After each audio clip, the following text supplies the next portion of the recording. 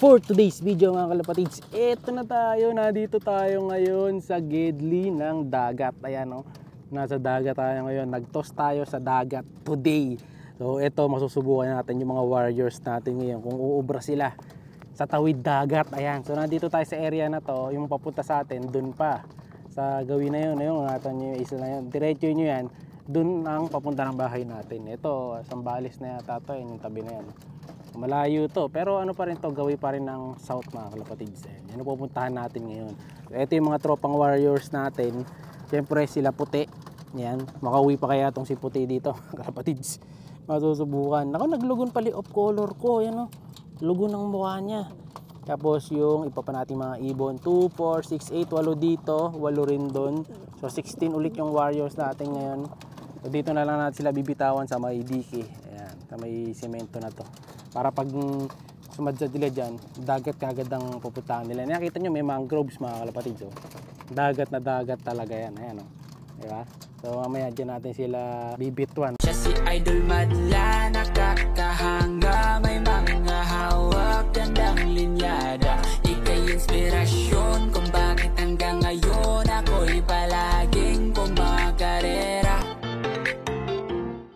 Ito yung mga ibon natin. Okay naman sila kasi sigla naman lahat. Ayan, oh. Ready na lumipad.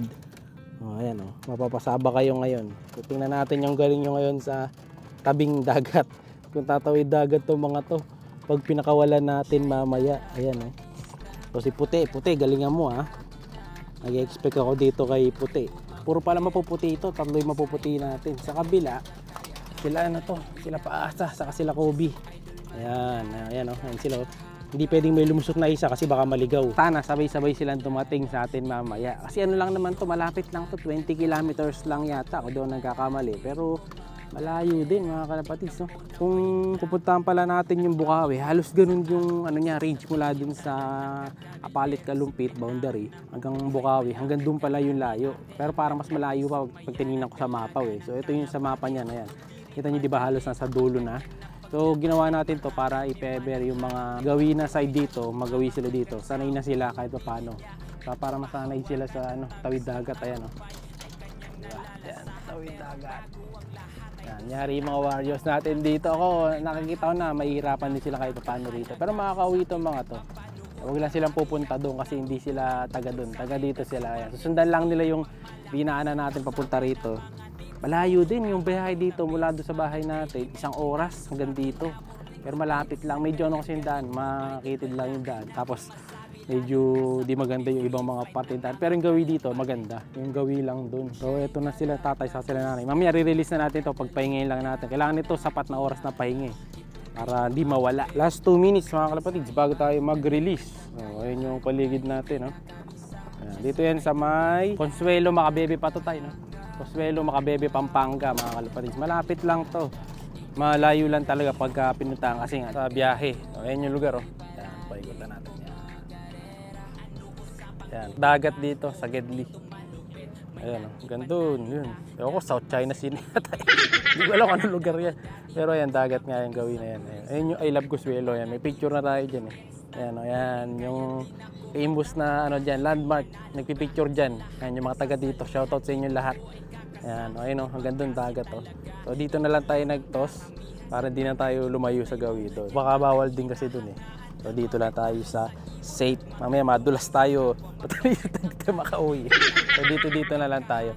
Wala ko nakikita dumadaan kalapati dito. Nakikita ko lang dito. Puro mga, ano, yung mga pang dagat na ibon lang. Tapos ayun, oh, yung alon ng dagat, ayan, oh, seaside.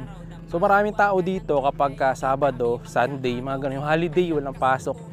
Kasi dito sila nagpupunta pa, nagbabike. Pero ngayon dahil alanganing araw tayo nagpunta, malinis. So sinagad talaga natin ang alanganing araw. Kasi pag nagpunta tayo nung weekends, mahirapan tayo kasi nga maraming nagbabike. Lalong tatagal yung biyahe. Tinapat natin yung walang tao talaga. So ayan na sila. Release na natin to. Time check mga kalapatid, 7:10 AM. So release na natin sila. Kaya kailangan sabay-sabay to. Hindi pwedeng maiwan. Baligtad. Yan.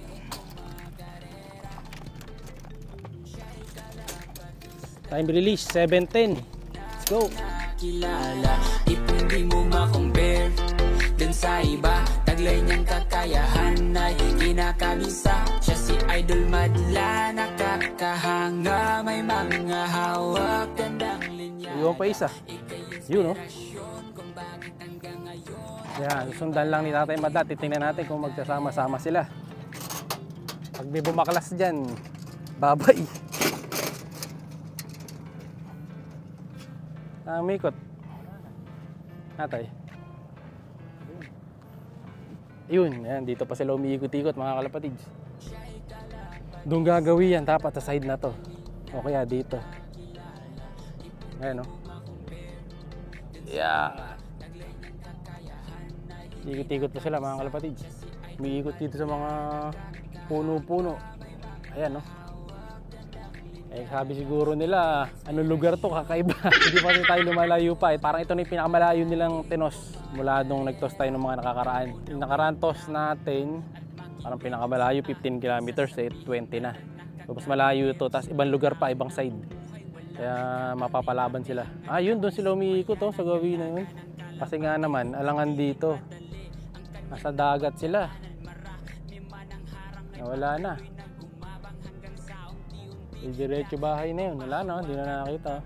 So, tingnan natin kung sa biyahe matatimingan natin. Let's go! Yun, ito nakawin na nga tayo sa bahay. At ito na yung mga kalapati natin. Ayan, bilangin natin. Mukhang kumpleto naman sila. Base doon sa kuha kanina, sabay-sabay naman sila mga kalapati. Ayan. Natutunan bukod sa high blood si Warden, estilong pangmalakasan kasama na mga tips mo, mga vitamins, mga daily maintenance, pati na morning routines. Ang galing-galing mo, idol, wala na akong masabi, lalo na sa pag-free flight ng mga kalapat. Siya'y kalapati, ang napakagaling. Sabay-sabay naman sila. Pero yung unang dropper natin, siyempre walang iba kundi si Kobe. Yan, hindi ito. Si ano to, si Paco to eh. So ito yung unang bumaba kanina. Sabay-sabay silang dumating, pero ito talaga aasahan natin sa pooling. Kasi nga, mabilis siyang bumaba. Ito talaga yung magdadala sa atin sa kampiyonato basta sa pooling mga kalapatids. Ito, mabilis talaga to. Siya rin yung ating 2-time pooling winner. Yan, ito, mabilis din to kaso hindi nga siya bumababa agad. So siguro, susubukan na lang natin yan pag nag-loading na. So baka Webes magsakay na pala tayo. Titingnan ko pa kung sa mga susunod na araw makapagtos pa ako ng isa pa. Balik lang sa dati natin pinuntahan para makapagsakay na tayo sa truck. Kasi baka mabigla sila pag nag-pooling tayo kailangan. Bago mag-pooling nakapagsakay na tayo sa crates sa truck Baka mahirapan sila mga kalapatids. Pero yung condition naman nila, kung sa condition lang, okay na condition nito. Ayan, gagaan ng mga katawan. So ready to na yan. Ready to fight na yung mga yan. So south yun hindi tayo naglaro sa north. Kasi ibang club yung north Hindi na tayo sumakay sa north. Sakasabay kasi ng training. So para di na tayo mahirapan, isa lang yung club na sinakayan ko. So ito, hiniwalay na nga ni Madlato din yung mga magkakasamang gender. Ayan. So nilagay na dito yung mga babae. So 4 ang babae. Ayan. Yung Babuyan Island, hindi ko sure. Pero parang cancel na yata.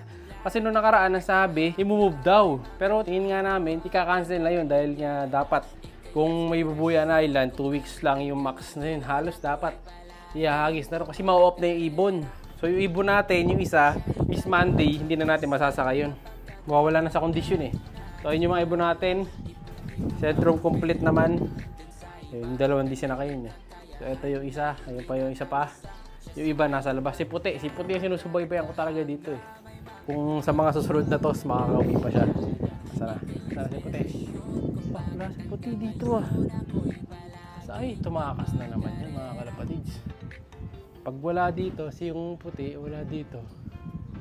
Tumatakas yun. Umaangat doon Yun. Nakakapunta kasi yun dun Yun yung kalapati natin lagi tumatakas. Puti yun. Wala dito. Hindi yata nakauwi Hanapin natin Kung nasaan. Puntangin tumatakas sa kalapati Wala dito. Kahit ako sa taas. Wala dito sa may trapdoor Ayun, si Puti mga kalapatid. Ayun talaga Diba? Lumalabas talaga to Ayun siya mga kalapatid.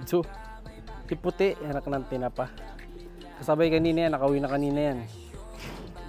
Lumalayas lang talaga. Lumalabas mag-isa So dalawa kasi yung Puti na yan. So yung isang Puti, ayan siya. Pasaway. Yan ang favorite pesto niya, yung Puti na yan. Medyo makulit Ayan Diba? Mabilis sana. Tigas lang ang ulo niya. Pambihirang puti ito. Anong ginagawa mo dyan? Tapos lalakad dyan. Ayan yun o, yung blue sing-sing. Naka AU, ARPU. O, ito, pambihira. Saan po pupunta? Taka ng tinapa. Kulit mo boy. So ito yung isa niyan. Kapatid niyan yun. Isa dito. Ayan, full sieve niya to. Yung isang puti. Ayan, full sieve niya to. Kasi ito may bakas sa mukha to eh. Hindi siya pure white na pure white. Ayan, ito next batch natin. Isasabak yan. Kasabayan ng mga top color. Ayan yung mga kalawang natin. Abangan nyo yan. Pag pinawalan na natin yan. So center complete tayo. Meron na tayo isang makulit na ibon dito. Ayan na, naalangan na. Papasok na to. Roronda na yung mga kasama mamaya. Nandiyan ka pa. Siya'y kalapatistang napakagaling na kinakilala.